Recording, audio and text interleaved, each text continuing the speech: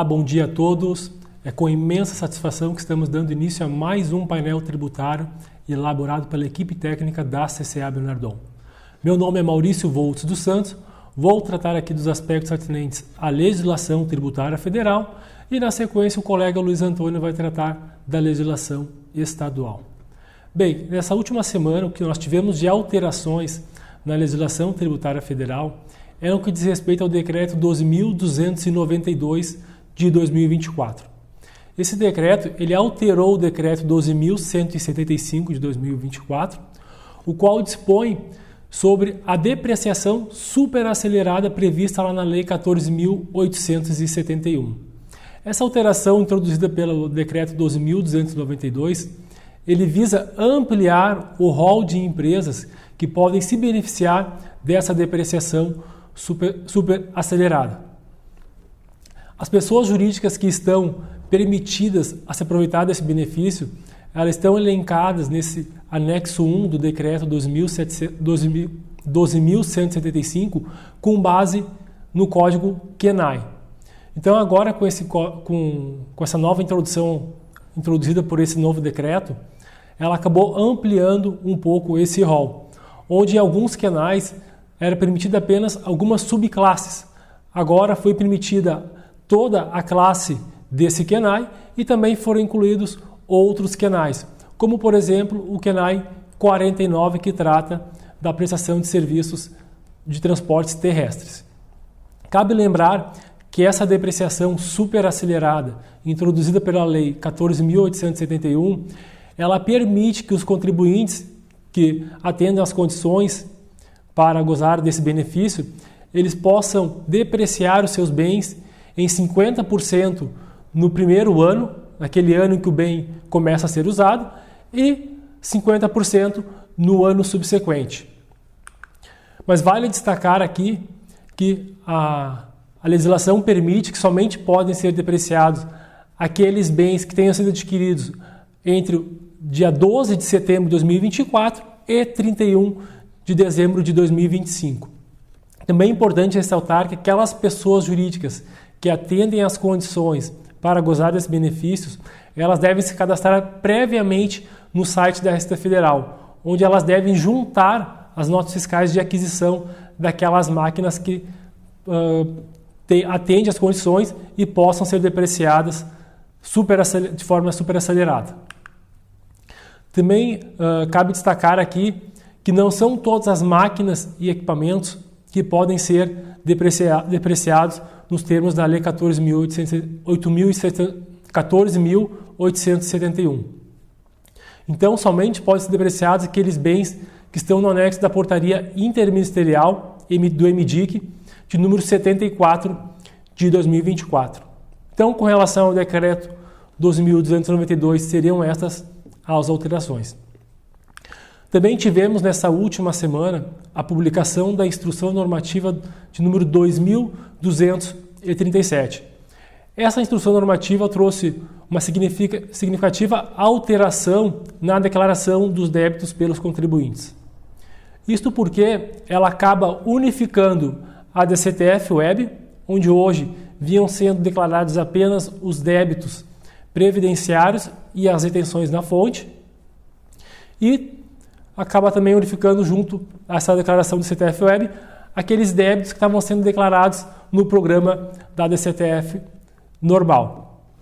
Então, a partir dos fatos geradores do dia 1º de janeiro de 2025, todos os débitos dos contribuintes relacionados a tributos federais passam a ser declarados tão somente na DCTF-Web.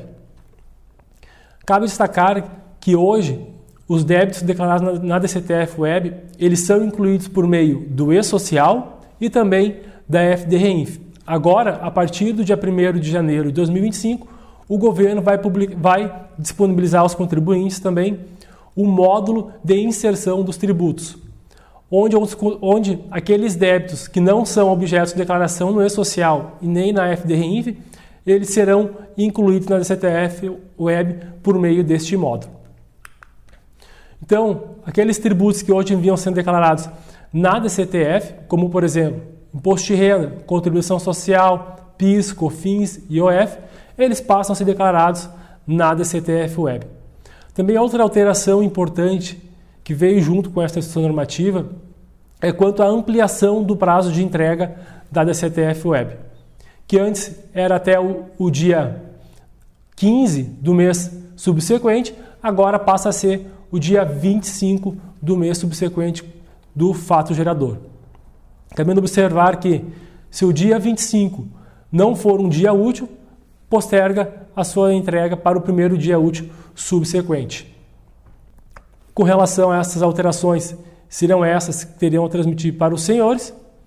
E por fim, também cabe destacar que o governo ainda ele não prorrogou o vencimento dos tributos, ou seja, por exemplo, o PIS e COFINS, as retenções do PIS e COFINS do 4.65, que é devida até o dia 20 do mês subsequente, embora a DCTF Web passe a ser transmitida a partir do até o dia 25, o vencimento desses tributos ele não foi prorrogado. Mas o que a Receita Federal comunicou é que será possível emitir o DARF antes da transmissão da DCTF Web. Então, agora seriam estas as informações que gostaria de transmitir aos senhores. E agora eu passo a palavra para o colega Luiz Antônio, que vai tratar da legislação estadual. Desejo a todos uma ótima semana.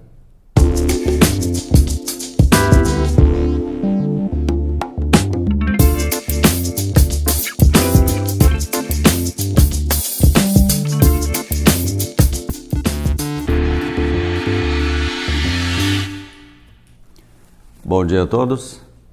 A partir de agora vamos comentar algumas alterações na legislação estadual do ICMS do Estado do Rio Grande do Sul, publicadas na semana passada. Destacamos mais uma vez as transferências interestaduais de bens e mercadorias entre estabelecimento da mesma titularidade, ou seja, do mesmo contribuinte, considerando agora a regulamentação do ICMS, que saiu na semana passada, promovida pelo Decreto 57886 de 2024. Conforme comentamos na semana passada, o convênio número 109, publicado no dia 7 de outubro, dispõe sobre remessas interestaduais de bens e mercadorias entre estabelecimento da mesma titularidade, assegurando o direito à transferência do crédito do ICMS ou, alternativamente, por opção do contribuinte, a transferência da mercadoria seja equiparada à operação sujeita à ocorrência do fato gerador do imposto, ou seja, a tributação normal da operação interestadual, de acordo com as regras normais da Lei Candir e também do próprio regulamento do ICMS do Estado do Rio Grande do Sul. Agora, o referido decreto estadual trouxe a regulamentação da mesma matéria e alguns procedimentos importantes que devem ser observados pelos contribuintes que possuem filiais em outras unidades da Federação, dentre as quais nós destacamos, em relação à opção que alcançará todos os estabelecimentos do contribuinte localizado no território nacional, então em todo o Brasil, e será consignada, registrada no livro registro termo de ocorrência de todos os estabelecimentos da empresa no território nacional, devendo ter uma declaração semelhante a registro em colocar a data, a opção da empresa, o nome da empresa e o número da inscrição no CNPJ, número completo da filial ou unidade da empresa,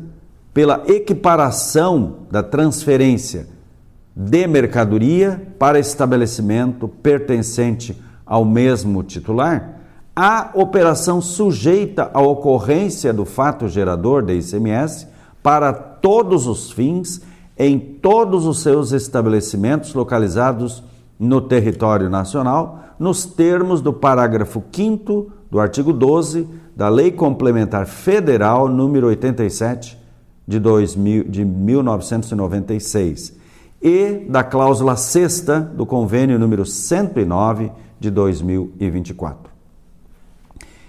Esta declaração, então, será anual e retratável para todo o ano calendário e deverá ser registrada até o último dia de dezembro para vigorar a partir do ano seguinte, ou seja, janeiro do ano seguinte.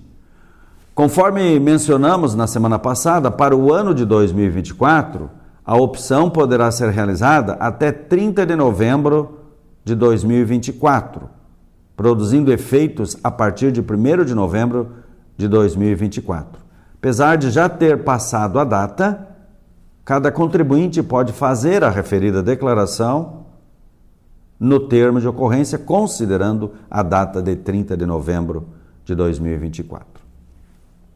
Também deve considerar, na hipótese de abertura do segundo estabelecimento do mesmo titular, até 30 dias da data da abertura constante no cadastro de contribuinte. Deverá ser comunicada, e isto é importante, à Receita Estadual por meio de serviço disponível no portal ECAC, no endereço www.receita.fazenda.rs.gov.br, obedecidas às instruções baixadas pela Receita Estadual. Não havia essa orientação no convênio, por isso não mencionamos na semana passada. Mas agora, com a regulamentação, nós tivemos esta obrigação instituída. No entanto, até o momento em que encerramos esse painel, não havia ainda sido publicada qualquer instrução normativa tratando desse assunto, motivo pelo qual nós orientamos a todos para acompanhar a legislação dessa matéria, pois é importante termos os instrumentos, as instruções, para fazer essa declaração no ECAC da Receita Estadual. Terá também renovação automática a cada ano, até que se consigne, no prazo previsto na legislação, opção diversa. Também na nota fiscal eletrônica, que acobertar o trânsito da mercadoria, deverá constar, além dos demais requisitos exigidos na legislação, no campo informações complementares, a expressão transferência de mercadoria equiparada a uma operação tributada nos termos do parágrafo 5º do artigo 12 da Lei Complementar número 87/96 e na cláusula 6ª do Convênio ICMS 109/24. O decreto ainda estabelece que no cálculo do valor da substituição tributária nas remessas interestaduais de mercadorias entre estabelecimento da mesma empresa, deverá ser deduzido o ICMS destacado na nota fiscal eletrônica de transferência. Esse é mais um aspecto importante que deve ser analisado pelas empresas que transferem mercadorias sujeitas à substituição tributária do ICMS, em operações interestaduais de mercadorias de produção própria ou mesmo mercadorias adquiridas de terceiros. Também tivemos a publicação de alterações na suspensão do diferimento do ICMS nas saídas de arroz e derivados.